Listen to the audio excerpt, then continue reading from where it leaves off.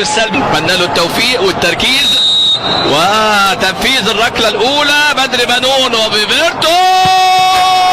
يا عيني يا عيني يا عيني يا عيني يا عيني على بدر، يا عيني على بدر. البدر امامنا هو البدر اللي بيصنع في هذه المواجهه. وروني شناوي وروني تعال تعال تعال تعال تعال تعال يا حبيبي تعال الشناوي روني اراد ان يرهب، اراد ان يجمع بيبرتون والسولية يتصدى بيبرتون. معلش لويس ادريانو الدولي البرازيلي والشناوي بره الى خارج الملعب الملعب ولع والجماهير الحاضره والطموح والترجيح. ثالثه مروان يدخل بسماء. كرة مروان في القائم يا مروان.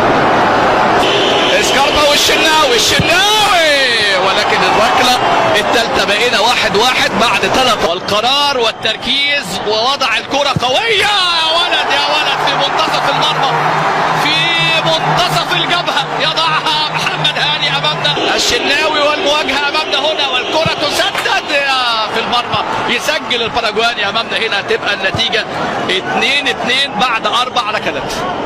بعد الإصابة والغياب أجاييه منه والشناوي منه والشناوي. الأهلي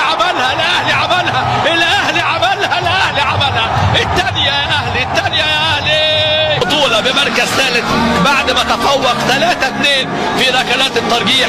الأداء كان بطولي والتشجيع كان مثالي والتوفيق كان مع الأهلي.